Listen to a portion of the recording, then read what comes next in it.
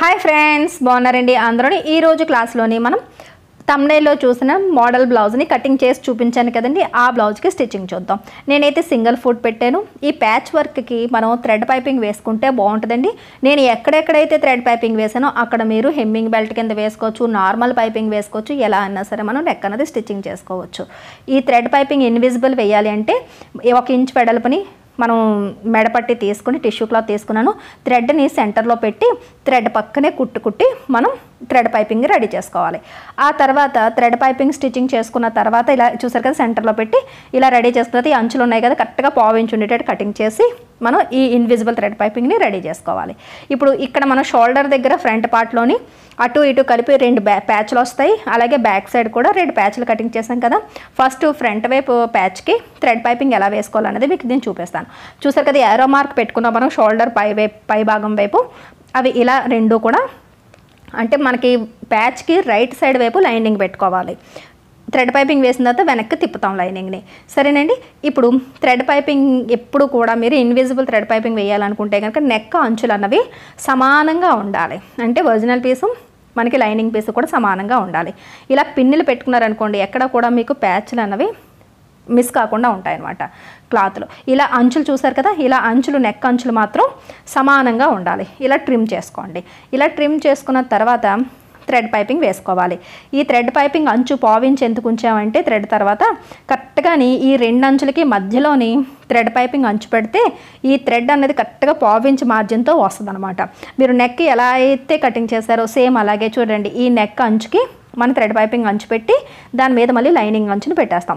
ఈ రెండిట్లకి సెంటర్లోని ఈ thread piping ఉంటుంది. సింగిల్ ఫుట్తో వేసుకుంటే ఫినిషింగ్ బాగా వస్తుంది. సరేనండి. ఇదే దాన్ని మీరు ఇంకో రకంగా కూడా స్టిచ్చింగ్ చేసుకోవచ్చు. రాంగ్ సైడ్ వైపు ఎప్పుడు లైనింగ్ జాయిన్ చేసినట్టే చేసేసి నార్మల్ హెమ్మింగ్ బెల్ట్ని ఎలా అయితే వేసుకుంటారో వేసుకుని వెనక నుంచి మీరు హెమ్మింగ్ అన్న చేసేసుకోవచ్చు. అంతేగాని ఇలాగే సేమ్ నార్మల్ కుట్టేసి వెనక్కి తిప్పేస్తాము అంటే మాత్రం ఫినిషింగ్ రాదు.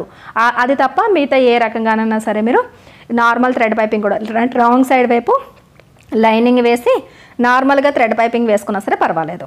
సరేనండి. ఈ రకంగా అయితే థ్రెడ్ పైపింగ్ వేయాలి లేదా హెమ్మింగ్ బెల్ట్ వేయాలి, గుర్తుపెట్టుకోండి. ఇప్పుడు ఇలా వెనక్కి తిప్పేయండి. ఇలా వెనక్కి తిప్పేసి థ్రెడ్ పక్క నుంచి టాప్ స్టిచ్ వేయాలి. ఇది టాప్ స్టిచ్ వేసినట్టు కూడా తెలియలేనంత బాగా ఫినిషింగ్గా వేసుకోవాలి. థ్రెడ్కి క్లాత్కి మధ్యలో ఈ కుట్టు వచ్చేటట్టు చూసుకోవాలి. తర్వాత వెనక్కి ఇలా తిప్పేసి లైనింగ్ అంచు అంటే స్టిచ్ చేసేస్తే లైనింగ్ ఒరిజినల్ పీస్ కూడా మీకు జాయింట్ అయిపోద్ది. తర్వాత ఎక్స్ట్రాగా ఉన్న క్లాత్ని ఇలా ట్రిమ్ చేసి మనం కరెక్ట్గా ఈ ప్యాచ్ని ఇలా రెడీ చేసుకుంటాం. చూసారు కదా, ఎంత ఫినిషింగ్గా రెడీ చేసుకోవాలి. ఇలాగే 2 ప్యాచ్ని రెడీ చేసుకోండి. ఇప్పుడు బ్యాక్ సైడ్ ఉన్న ప్యాచ్లు ఇది చూడండి, యారో మార్కులు ఇలా ఉన్నాయి కదా, ఇలా వెనక్కి ఇలా తిప్పండి. ఇలా తిప్పి ఒరిజినల్ పీస్ని కూడా తీసుకోండి. ఇలా ఒరిజినల్ పీస్ తీసుకుని అంటే మనం రైట్ సైడ్కి పైపింగ్ వేసి రాంగ్ సైడ్ తిప్పేసేటప్పుడు చేసి ఆ యారో మార్కులు బయటకు వచ్చేటట్టు చూసుకోవాలి. అప్పుడు స్టిచ్చింగ్ చేసినప్పుడు కూడా ఇబ్బంది ఉండదు అనమాట. ఇప్పుడు ఇలా పెట్టి చూసారు కదా, నేను ఇలా పక్కన పెడుతున్నాను. ఫస్ట్ అలా పెట్టండి. ఇప్పుడు ఈ ప్యాచ్ చూద్దాం. చూడండి, ఒరిజినల్ మీద ఇది ఇలా పెట్టాలి. అంటే యారో మార్క్ ఉన్నది లోపల వైపుకు ఉంది. సరేనా. షోల్డర్కి కట్ పెట్టాను చూసారా, 2 కట్స్ ఒరిజినల్ పీసు లైనింగ్ ఒక దగ్గరే ఉండేటట్టు చూసుకోండి. అలా అయితేనే మీకు ఈ ప్యాచ్లు తారుమారు అవ్వకుండా ఉంటుంది. ఇప్పుడు పిన్నులు పెట్టేయండి. సరేనా. మనం ఇక్కడ యారో మార్క్ పెట్టిన దగ్గరే పైన షోల్డర్ ఎక్కడైతే ఉందో అక్కడ చిన్న కట్స్ కూడా పెట్టాం. ఆ కట్స్ 2 కలిసేటట్టు లైనింగ్ చూసుకోవాలి, ఒరిజినల్ చూసుకోవాలి. ఎందుకంటే ఇది సర్కిల్లో ఉంటుంది కాబట్టి ఏది షోల్డర్ వైపు ఏదన్నది కొద్దిగా కన్ఫ్యూజ్ అవుతారు. సరేనా. ఇప్పుడు ఇలా ఈ నెక్ అంచుని మనం ఇలా ట్రిమ్ చేసిన తర్వాత ఇక్కడ కూడా సేమ్ అదే రకంగా థ్రెడ్ పైపింగ్ అన్నది వేసుకోవాలి. ఇప్పుడు ఎలా అయితే ఈ నెక్ అన్నది నీట్గా అరేంజ్ చేసుకున్నామో అటువైపు ప్యాచ్ కూడా సేమ్ అలాగే చూసుకుని పిన్ని పెట్టేసుకోండి.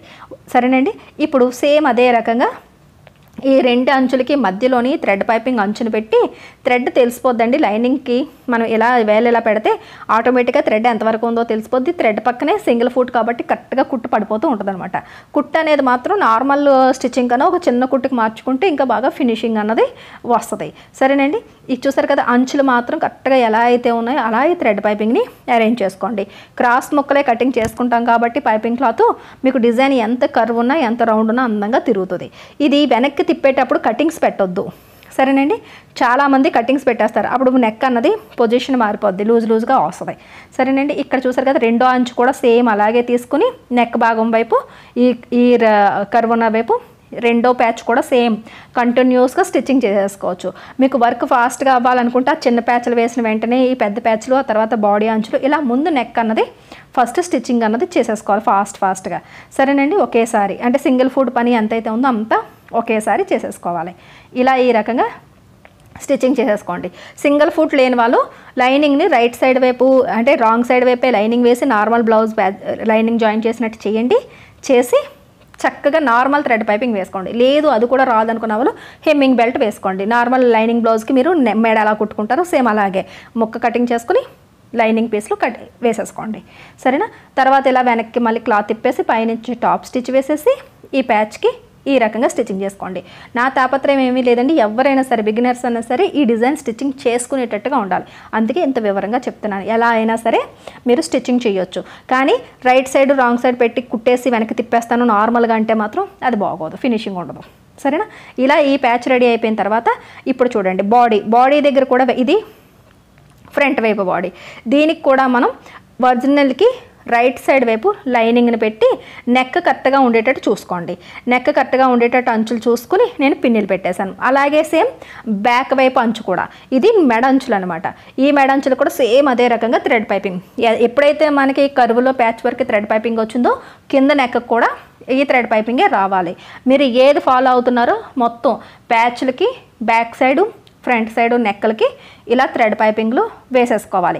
చాలా చాలా సింపుల్ అండి. ఇదేమి కొత్త మోడల్ కాదు. మన తెలుగు వాళ్ళకి ఇది కొత్త మోడల్ కింద కనిపిస్తుంది. కానీ చాలామంది అడుగుతున్నారు, అక్క ఇది ఏంటి అసలు ఏ బ్లౌజ్ అని మనం సెర్చ్ చేయాలి యూట్యూబ్లోనని. ప్యాచ్ వర్క్ బ్లౌజ్ అని సెర్చ్ చేస్తే మహారాష్ట్ర వాళ్ళ ఛానల్లోని పాత మోడల్ అనమాట అండి. ఇది మన ఛానల్లోని 2 ఇయర్స్ బ్యాక్ వీడియోస్కి వెళ్తే అమ్మ ఫ్యాషన్ వరల్డ్ ఛానల్ మన ఛానల్లోని, అలాగే లక్ష్మీ ఫ్యాషన్ వరల్డ్ ఈ ఛానల్లో కూడా మీకు ఈ డిజైన్ దొరుకుతాయి. ఎన్నో చేసి విసిగిపోయాను అనమాట. ఎందుకంటే పూణేలో ఉండేదాన్ని కదా. ఇది చాలా పాత మోడల్. మనకి పట్టు శారీస్లో వచ్చిన బార్డర్స్ని వేస్తామన్నమాట. తెలుగు వాళ్ళకి ఇప్పుడు ఇంట్రెస్ట్ వచ్చింది, అంతే తేడా. సరేనండి, ఇప్పుడు ఇక్కడి నుంచి నేనైతే చాలా మోడల్స్ చేశాను. అది అంత మీ దృష్టికి రాలేదంతే. పాత వీడియోస్ చూడండి, చాలా ఉంటాయి ఈ డిజైన్స్. ఇప్పుడు ఇక్కడి నుంచి ఇలాగా థ్రెడ్ పక్క నుంచి స్టిచ్చింగ్ చేసుకుంటూ వచ్చేయాలి. సరేనండి, ఇది చూడండి, ఇలా ఈ థ్రెడ్ పక్క నుంచి టాప్ స్టిచ్ వేసుకోండి. అంతే. నెక్లు రెడీ అయిన తర్వాత ఇలా చుట్టూ లైనింగ్ ఒరిజినల్ పీస్ని జాయింట్ చేసేయండి. సరే, ఇదే రకంగా front part back part ready అయింది కదా. ఇప్పుడు ప్యాచ్లు చూడండి. ఈ నెక్ వైపు ఉన్నది ఈ థ్రెడ్ ఉన్నట్టే ఈ ప్యాచ్ని ఇలా పట్టుకుని యారో మార్కులు చూసారా, రెండు కూడా షోల్డర్ వైపే ఉన్నాయి.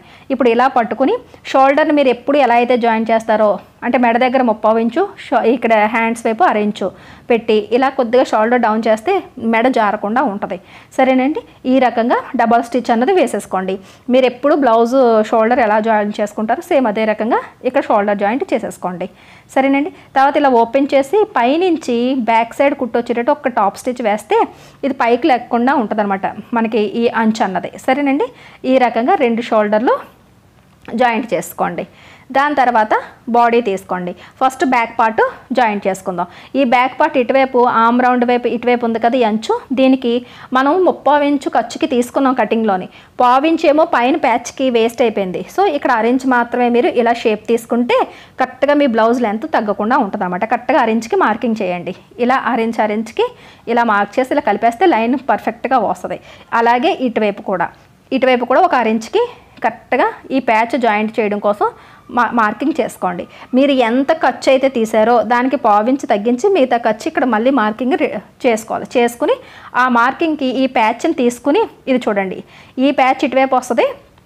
ఇది ఇటువైపు అంచు ఉంది చూసారా సైడ్ జాయింట్ల వైపు, అది స్ట్రైట్గా ఉండేటట్టు చూసుకుంటే ఆటోమేటిక్గా మీ ప్యాచ్ రెడీ ఫిక్స్ అయిపోద్ది. ఇక్కడ అంచు కుట్టేటప్పుడు మాత్రం థ్రెడ్ పక్కనే కుట్టు రావాలి, ఫినిషింగ్గా స్టిచ్చింగ్ చేసుకోవాలి. ఇదే దానికి ఇంకొక మీకు సలహా ఇస్తానండి. ఇంకొక టిప్ ఏంటంటే ఒరిజినల్ వైపు లైనింగ్ పెట్టి అంచు కుట్టేసి వెనక్కి తిప్పేసి ఈ అంచులకి లేస్లు కూడా వేసుకోవచ్చు. అంతకుముందు ఆల్రెడీ హైనెక్ ఇదే సేమ్ మోడల్ హైనెక్లో చూపించాను కదా, లేస్ వేసుకోవడం సేమ్ మెథడ్ కూడా యూస్ చేసుకోవచ్చు, లేస్లు కూడా వేసుకోవచ్చు. సరేనా, ఈ రకంగా ఇటువైపు ప్యాచ్ కూడా ఇలా రెడీ చేసేసుకోండి. చూసారు కదా పర్ఫెక్ట్గా స్టిచ్ అయిపోయినాయి కదా. అటువైపు సైడ్ జాయింట్ల వైపు నుంచి సమానంగా పట్టుకుంటే ఆటోమేటిక్గా మీకు ప్యాచ్ రెడీ అయిపోద్ది.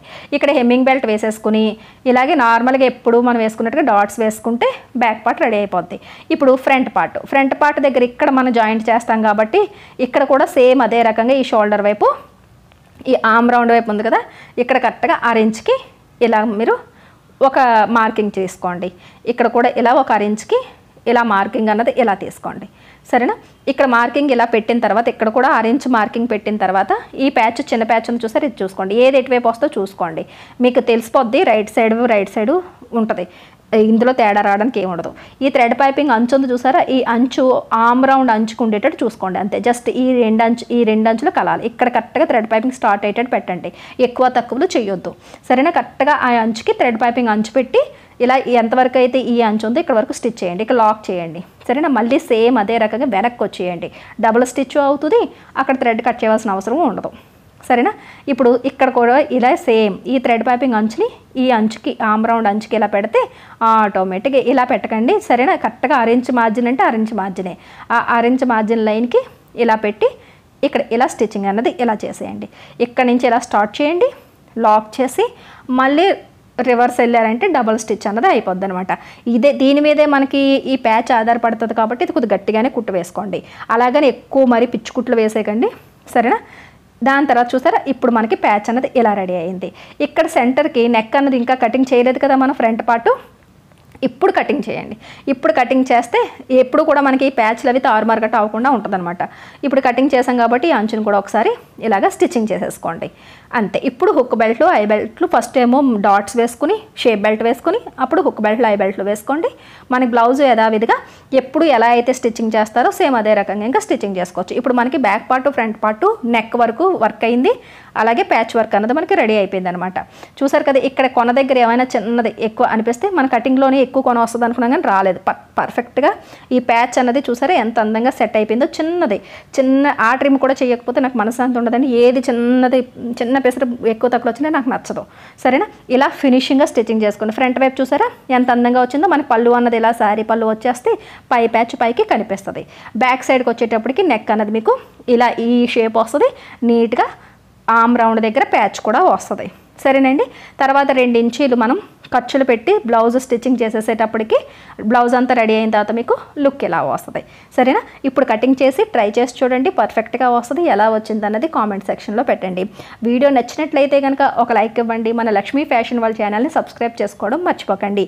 ఏవైనా మోడల్స్ కావాలంటే వివరంగా కామెంట్స్లో పెట్టండి, మీకోసం నేను చేసి చూపిస్తూ ఉంటాను.